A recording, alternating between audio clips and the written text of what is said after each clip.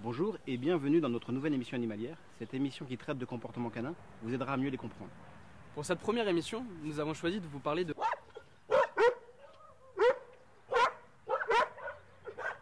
Avant de traiter un problème d'abattement, il faut déjà comprendre ce que c'est. Il faut savoir qu'à la base, ce n'est pas un langage. Eh oui.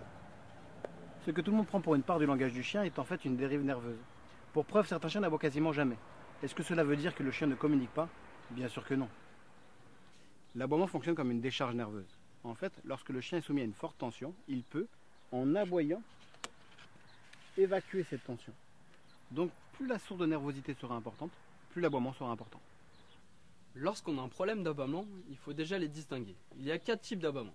L'abattement de peur, l'abattement de garde, l'abattement de jeu et l'abattement de demande. Forcément, ils ne se traitent pas tous de la même manière. Commençons par l'abattement de demande.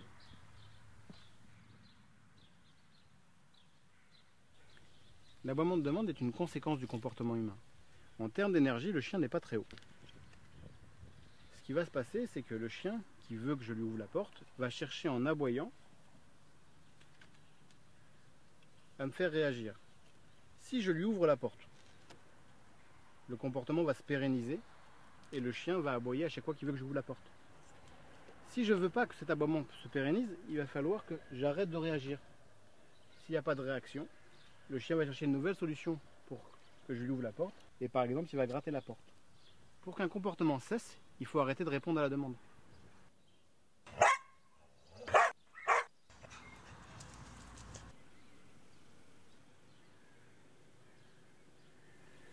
L'aboiement de jeu fonctionne en grande partie comme l'aboiement de demande. La seule différence, c'est le taux d'excitation du chien.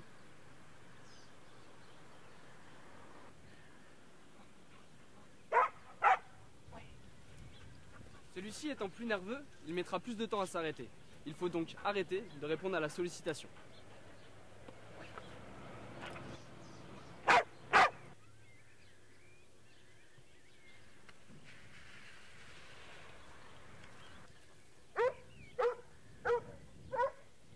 L'abattement de garde est tout à fait normal. Il peut très vite devenir intempestif s'il est mal canalisé. Faut-il encore comprendre comment cela fonctionne?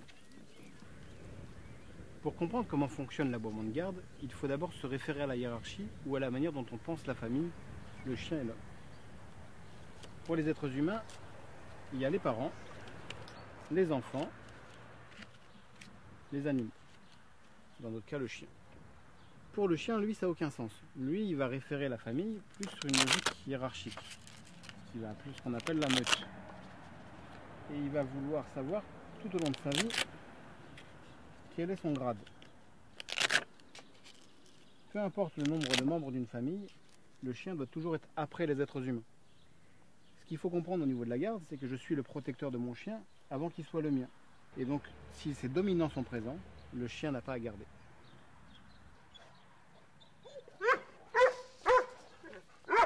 Malgré la présence du maître, les chiens continuent d'aboyer. Cela veut dire que le problème d'aboiement est secondaire. Le vrai problème est hiérarchique. Il faut donc reprendre les bases d'éducation. Et oui, parce que dans le cas présent, c'est un problème de place hiérarchique et le chien n'est plus à la sienne. Lorsque mon chien est seul dans le jardin, si celui-ci se met à aboyer parce qu'il y a un passant ou quelqu'un sonne à la porte, cela est tout à fait normal.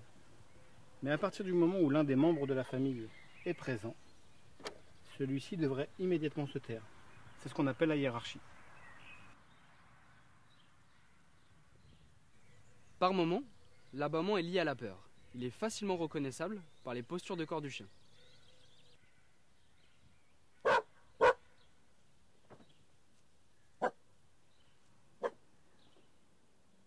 Effectivement, les postures du chien nous indiquent son tempérament.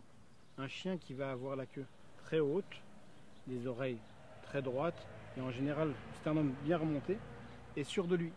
Alors qu'un chien qui va avoir la queue rentrée sous le ventre, les oreilles en arrière et se tasser, il va être plutôt dans une logique soumise, voire peureuse. Et donc, quand un chien va aboyer avec des postures hautes ou des postures basses, il n'indique pas la même chose. Et quand on a un chien qui est dans des postures basses, il est beaucoup plus dangereux. En ce qui concerne l'aboiement de peur, qui est un aboiement qui génère une nervosité bien plus élevée que la moyenne, il faut avoir un comportement cadrant qui se veut rassurant. Lorsqu'on veut apprendre à un chien à arrêter d'aboyer, on va créer un ordre de cessation. Pour ce faire, quand le chien aboie, je vais venir m'opposer à lui par un mot qui va prendre cette valeur d'arrêt. Alors, jamais non, trop général, hormis ça, à peu près ce qu'on veut. Si le chien continue à aboyer malgré mon chute ou mon stop, je vais venir créer une stimulation négative pour qu'il n'ait plus envie de le faire. Par exemple, on va faire un retour au calme en le laissant seul. Chaque fois que mon chien aboie, je l'enferme. Le chien, par assimilation, va comprendre que quand je lui dis chute, s'il ne se tait pas,